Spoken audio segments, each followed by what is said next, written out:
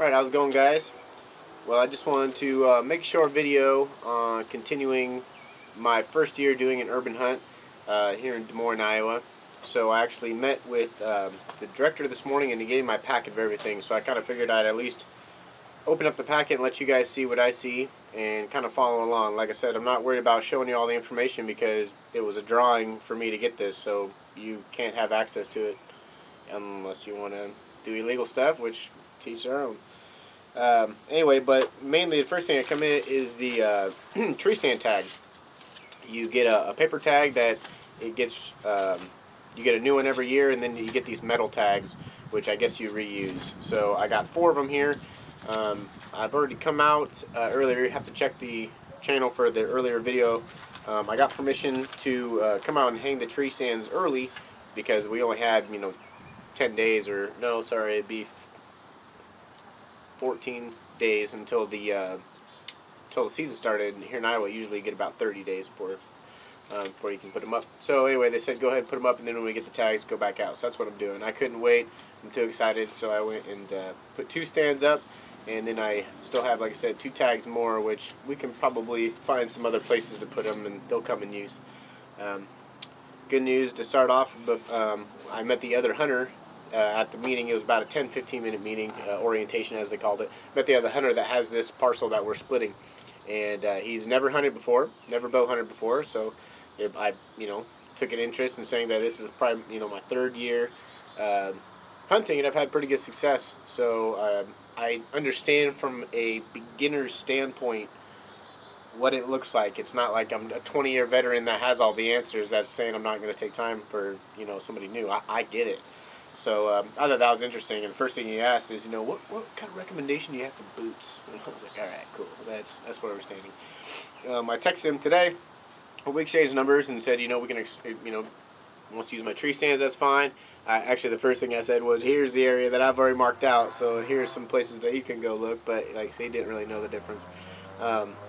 Yeah, so he seemed really excited. It seemed like he'd been watching some videos and, kind of didn't know any bad habits, I should say. So that'd be cool that we can get a good scent regimen. And even though it's a public area, I'm here in the park. I'm sitting here on the park bench right now.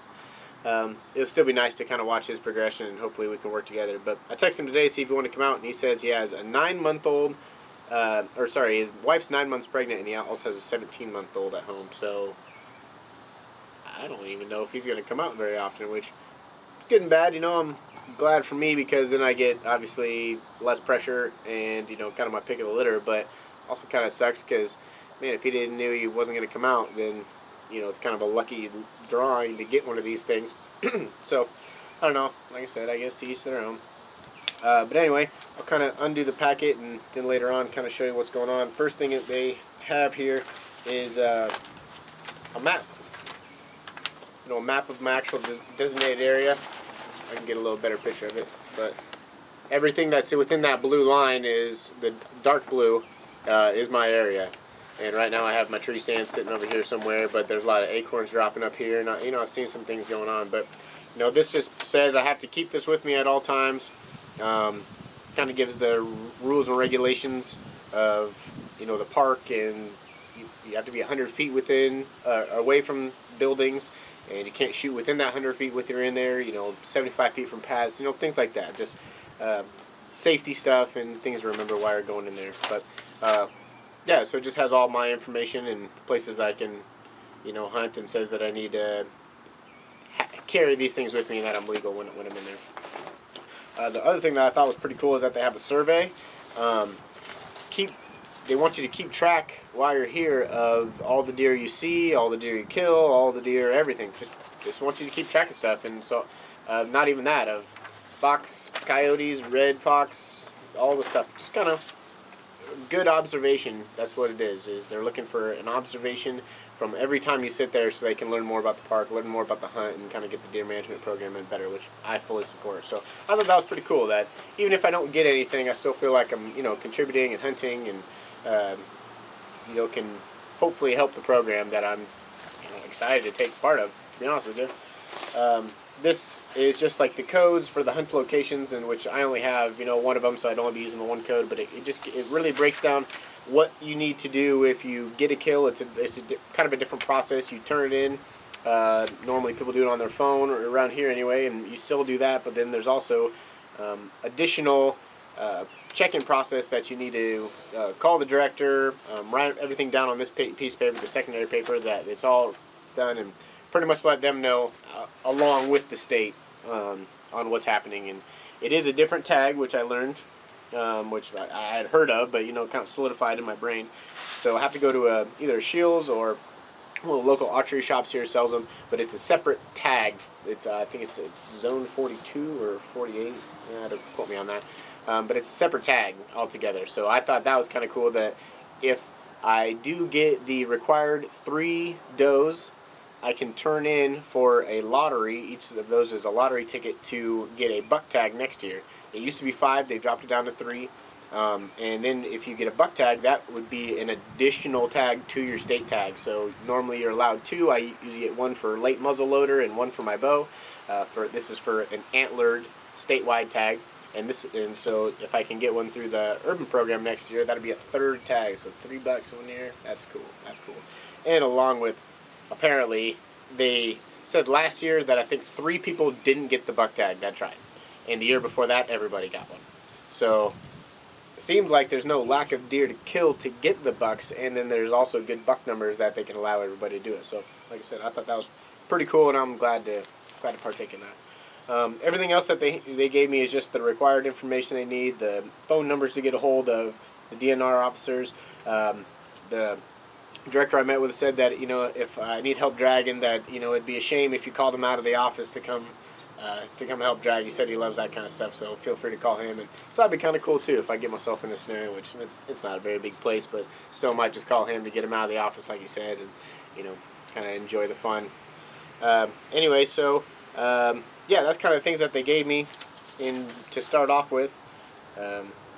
Everything else should be pretty self-explanatory. They definitely didn't leave any stone unturned. I definitely, after even that 10-minute orientation, felt like I understand what I need to do, understand the rules, and it was kind of just awkward and weird walking into a park. And today is the September 8th, and September 18th is the first official hunt day. So, 10 days I'm going to be having a sharp pointy stick in here and looking to fill my freezer some more. So anyway, my first stand is just down about 150 yards behind me, and then my other one is on the other side, which I'll check wind direction. It's pretty windy today, so I'll be checking the wind directions to make sure that I'm going to be making the right move. I also want to check straps. I got some HD cards for this memory for the 2 cameras I put in. Even though it's only been a few days or less than a week, it's still any intel that I can get it. One of them I know I had low battery, so I have to go in there and check it on the mock scrape had low battery, so I know I just need to get in there and do it either way. Which, like I said, we're in a park, man. We're in the state capital, and it's a park, so there's definitely people around here. So anyway, as soon as I met with the director, the very first thing he said is, "Where'd you guys have?" And we told him the spot, and he said, "Oh, that's a good spot." So I'm really excited for it. Like I said, I'm going to kind of be making a series of videos showing you guys my first season as an urban hunter, so maybe it can help you guys determine what you want to do, or if this is kind of the right thing for you, because it seems like it's going to be pretty crazy. Lastly, I asked him about my own property, what it takes to do that, and he said you just have to call them, give them the information. This would also be the same process for any private land within the city limits, which in the deer management zone, which is all of this city anyway. I give him my address, and mostly from an aerial view, but sometimes they have to come put boots on the ground to just determine everything's right. But they can make that a legal precedent hunting area for myself. There is no size requirement. It used to be 5 acres, and I heard it was down to 1 acre. There is no size requirement, but it still has to be within that 100 feet of a building, and you can't shoot within that 100 feet, and all those spatial things that they want for safety all still have to apply. So if you have a small backyard, it's not going to apply. The new place that I just bought this year is 4.5 acres with an additional 1.7 on the back that we're trying to work on buying. But that's adjacent to my property, and I have permission on all that. So I have more than enough area that should work. But I was super excited to learn that I just need to get these same deer tags, and that I can make my own house a deer management zone that that's pretty special for everything falling through. We tried to get a house out in the country, and it's just crazy with the pandemic and all the prices of lumber and everything. It was just couldn't be done. So we kind of had to settle for something in town, but then also got a huge plot. So I couldn't be more happy in that, and it's smack dab in the middle of the city. So anyway, like I said, I just want to make these videos so that I can, you guys can follow along, and hopefully there'll be some excitement, and it'll be my first year self-filming, but I have a background in videography, so hopefully it's not too bad. I'll have to dust that off for 20 years later, but anyway, cool. All right, guys. Appreciate it. Peace and love.